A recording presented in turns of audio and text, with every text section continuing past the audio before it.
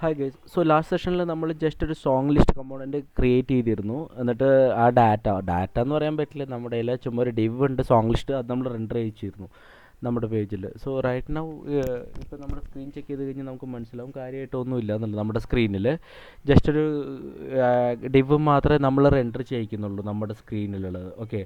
So ഈ component ഇനി നമ്മൾ ഐഡിയൽ എന്തിനാന്ന് വെച്ചാൽ ടൈറ്റിൽ വേണ്ടി കാണിക്കാനല്ല, നമ്മൾ ലിസ്റ്റ് ഓഫ് സോങ്സ് കാണിക്കാൻ വേണ്ടിയിട്ടുള്ളതാണ് ഈ കമ്പോണൻറ്റ്. സോ നമുക്ക് ഇതിൻ്റെ ആ ലിസ്റ്റ് എവിടെ നിന്ന് കിട്ടുമെന്ന് വെച്ചാൽ ഗ്രാഫിക്കൽ സെർവറിൽ നിന്നുള്ളത് നമുക്ക് ഡാറ്റ എടുത്തിട്ട് ഈ കമ്പോണൻറ്റിലേക്ക് കാണിക്കേണ്ടതുണ്ട്.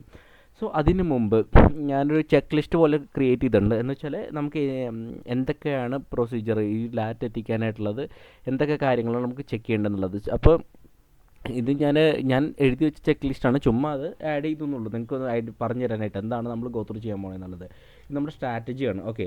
ഒന്നാമത്തെന്ന് പറഞ്ഞാൽ നമുക്ക് എന്താ വെച്ചാൽ നമുക്ക് എന്ത് ഡാറ്റയാണ് നമ്മുടെ ഇൻഡിവിജ്വൽ കമ്പോണ്ടിലേക്ക് ആവശ്യമുള്ളതെന്ന് വെച്ചാൽ അത് നമ്മൾ ഐഡൻറ്റിഫൈ ചെയ്യണമാണ് ഫസ്റ്റ്. ഓക്കെ. സോ നമുക്കറിയാം നമ്മുടെ സോങ് ലിസ്റ്റ് കമ്പോണൻ്റ് ആണ് നമുക്ക് കാണിക്കേണ്ടത്. എന്ന് വെച്ചാൽ ഡിഫറെൻറ്റ് ലിസ്റ്റ് ഓഫ് സോങ്സ് ആണ് നമ്മുടെ സോങ് ലിസ്റ്റ് കമ്പോണൻ്റ് കാണിക്കേണ്ടത് എന്ന് നമുക്കറിയാം. ഓക്കെ. സോ ഇവിടെ നമ്മൾ ചെക്ക് ചെയ്ത് കഴിഞ്ഞാൽ നമുക്ക് ടൈറ്റിൽ മാത്രം മതി കറൻ്റ്ലി നമ്മുടെ ഡാറ്റയിൽ. വേറെ നമുക്ക് ഈ സോങ്ങിൻ്റെ വേറെ ഡാറ്റ ഒന്നും നമുക്ക് ആവശ്യമില്ല. എന്ന് വെച്ചാൽ ആരാ ക്രിയേറ്റ് ചെയ്തത്, എന്നാ ക്രിയേറ്റ് ചെയ്തത്, എന്നാ മോഡിഫൈ ചെയ്ത്, ആ ഡീറ്റെയിൽസ് ഒന്നും ആവശ്യമില്ല. ജസ്റ്റ് സോങ്ങിൻ്റെ ടൈറ്റിൽ മാത്രമേ ഐഡൻറ്റിഫൈ ചെയ്തത്. സോ നമ്മൾ ആ സോങ്ങിൻ്റെ ഇപ്പോൾ നമ്മൾ ഈ ഡാറ്റ ഐഡൻറ്റിഫൈ ചെയ്ത ശേഷം നമുക്ക് ഇനിയെന്ന് വെച്ചാൽ നമുക്കൊരു ക്വറി എഴുതണം. സോ ഞാൻ ഈ ക്വറി എന്ന് വെച്ചാൽ ഒരു ഗ്രാഫിക്കൽ ടൂളിലാണ് എഴുതുന്നത് ആദ്യം. ഓക്കെ.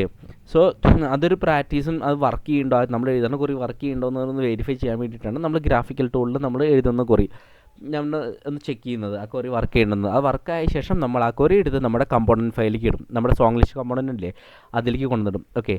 അത് കഴിഞ്ഞ ശേഷം സ്റ്റെപ്പ് 3 എന്ന് പറഞ്ഞാൽ നമ്മുടെ ക്വറിയും നമ്മുടെ കമ്പോണൻറ്റും തമ്മിൽ ഒരു ബൗണ്ട് ചെയ്യും. ആക്ച്വലി അത് ഒരു പെർട്ടിക്കുലർ വേയിൽ നമ്മളത് ബൗണ്ട് ചെയ്യും. ഓക്കെ. അതെങ്ങനെയാണെന്ന് ഞാൻ എക്സ്പ്ലെയിൻ ചെയ്ത് തരാം അടുത്ത വീഡിയോയിൽ. സോ ലാസ്റ്റ് സെക്ഷനിൽ നമ്മൾ ആക്സസ് ചെയ്യും ആ ഡാറ്റ. നമ്മുടെ പരിപാടിയൊക്കെ കഴിഞ്ഞു. സോ ഡാറ്റ ആക്സസ് ചെയ്യാം. സോ ഗ്രാഫ്ക്യൂലും അപ്പോഴും ഇതിൽ മോസ്റ്റ് ഓഫ് ദി തിങ്സ് എന്ന് വെച്ചാൽ അവർ ടേക്ക് കെയർ ചെയ്തോളും. ഓക്കെ. നമുക്ക് പറയേണ്ട ആവശ്യമില്ലേ, നമുക്ക് ഡാറ്റ എടുത്തുകൊണ്ടെന്ന് പറയേണ്ട ആവശ്യമില്ല. പക്ഷെ നമ്മൾ ഇവിടെ എന്ന് പറഞ്ഞാൽ നമ്മൾ ക്വറി ചെയ്തണം. ആ ഡാറ്റ എടുത്തുകൊണ്ട് വരാനുള്ള ഒരു ക്വറി മാത്രം നമുക്ക് സ്പെസിഫൈ ചെയ്താൽ മതി.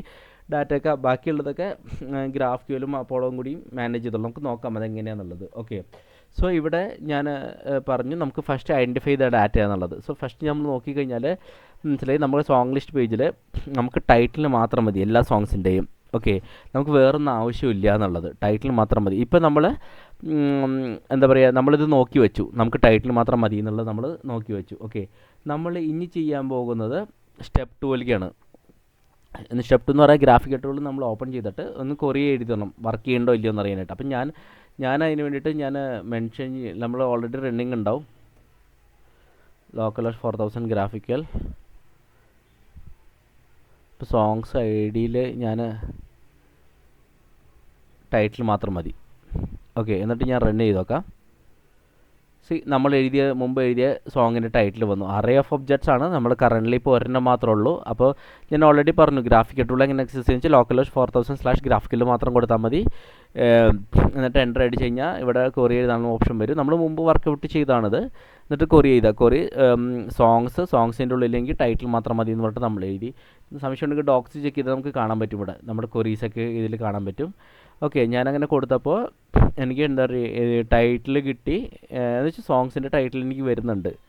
ഓക്കെ. എന്താണെന്നുള്ളത് നമ്മൾ ടെസ്റ്റ് ചെയ്ത് വർക്ക് ചെയ്തു. ഇപ്പോൾ നമ്മൾ സ്റ്റെപ്പ് 1 കഴിഞ്ഞു, സ്റ്റെപ്പ് 2ൻ്റെ പകുതി കഴിഞ്ഞു. ഇനി ഈ ക്വറി നമ്മുടെ കമ്പോണൻറ്റിലേക്ക് കൊണ്ടുവരേണ്ട ആവശ്യമുണ്ട്. സോ അതിന് ഞാൻ VS കോഡ് ഓപ്പൺ ചെയ്യണം. VS കോഡിൽ ഓപ്പൺ ചെയ്ത ശേഷം സോങ് ലിസ്റ്റ് .js നമ്മുടെ ഈ കമ്പോണൻറ്റിലേക്കാണ് നമുക്ക് കൊണ്ടുവരേണ്ടത്. ഓക്കെ. സോ ഈ ക്വറിയെ ഹാൻഡിൽ ചെയ്യാൻ വേണ്ടിയിട്ട് നമ്മുടെ കമ്പോണ്ടിൽ ക്വറി ഹാൻഡിൽ ചെയ്യാൻ വേണ്ടിയിട്ട് നമുക്കൊരു ഒരു ലൈബ്രറി യൂസ് ചെയ്യുന്നുണ്ട്. ആ ലൈബ്രറിയാണ് ഗ്രാഫ്ക്യൂൾ ടാഗ് എന്ന് പറഞ്ഞിട്ട്. ആ ഒരു ലൈബ്രറിയിലാണ് ആ ലൈബ്രറിയുടെ ഹെൽപ്പ് യൂസ് ചെയ്തിട്ട് നമ്മൾ ക്വറീസൊക്കെ എഴുതുന്നത്. ഓക്കെ. സോ ആ ലൈബ്രറിയുടെ പേര് ഗ്രാഫ്ക്യൂൾ ടാഗ് എന്നാണ്. ഓക്കെ. ഞാനത് ഇമ്പോർട്ട് ചെയ്യണം ഗ്രാഫ്ക്യൂൾ ടാഗ്.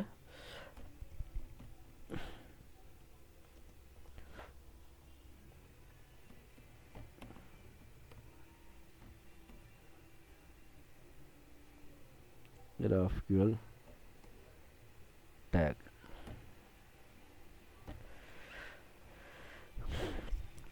ഇപ്പം ഞാൻ മെൻഷൻ ചെയ്യുന്നത് GQL എന്ന് പറഞ്ഞിട്ടാണ് മെൻഷൻ ചെയ്യുന്നത്. GQL GraphQL ടാഗ് എന്ന് പറഞ്ഞിട്ട് എടുത്തിട്ട് നമ്മളത് മെൻഷൻ ചെയ്തു. ഓക്കെ, ഇനി ഇപ്പോൾ GraphQL ടാപ്പ് എന്ന് പറഞ്ഞ ലൈബ്രറിയാണ്. അതെന്തിനാന്ന് വെച്ചാൽ അത് ഹെൽപ്പ് ചെയ്യും ആക്ച്വലി. നമ്മൾ എഴുതുന്ന ക്വറീസ്, നമ്മുടെ കമ്പോണൻറ്റിൽ എഴുതുന്ന ക്വറീസിനൊക്കെ വർക്ക് ചെയ്യിക്കാൻ വേണ്ടി ഒന്ന് ഹെൽപ്പ് ചെയ്യാൻ വേണ്ടിയിട്ടാണ് നമ്മൾ ഈ GraphQL ടാഗ് യൂസ് ചെയ്യുന്നത്. ഓക്കെ, ഇനി നമുക്ക് ചെക്ക് ചെയ്യാം നമ്മുടെ കമ്പോണൻറ്റിൽ ഇത് എങ്ങനെയാണ് വർക്ക് ചെയ്യേണ്ടത് എന്നുള്ളത്. ഈ GQL വെച്ചിട്ട് നമ്മളിങ്ങനെ വർക്ക് ചെയ്യിക്കുക എന്നുള്ളത്. അപ്പം ഞാൻ ഈ എക്സ്പോർട്ടിന് മുമ്പ് മെൻഷൻ ചെയ്യാണ് const query equal to GQL.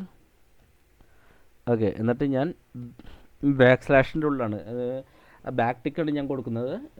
Back tick basically template സ്ട്രിങ്ങിന് ES6ൻ്റെ ടെംപ്ലേറ്റ് സ്ട്രിങ്ങിന് വേണ്ടിയിട്ടാണ് നമ്മൾ യൂസ് ചെയ്യുന്നത്. ഓക്കെ, സോ അതിൻ്റെ ഉള്ളിലാണ് നമ്മൾ ക്വറി മെൻഷൻ ചെയ്യുക. സോ അതിൻ്റെ ഉള്ളിൽ ഞാൻ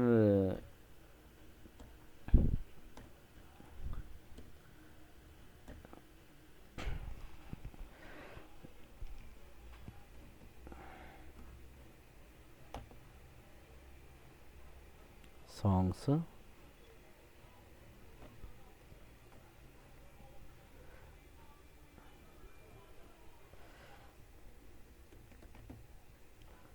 ടൈറ്റിൽ. ഇപ്പോൾ സോങ്സും ടൈറ്റിലും ഞാൻ കൊടുത്തു. നമ്മുടെ ക്വറി മെൻഷൻ ചെയ്തു. നമ്മളിവിടെ സോങ്സ് ചെയ്ത് ടൈറ്റിൽ എഴുതി. എന്നിട്ട് സോ ഇവിടെ വെച്ച് ഞാനൊന്ന് ബ്രേക്ക് എടുക്കുകയാണ്.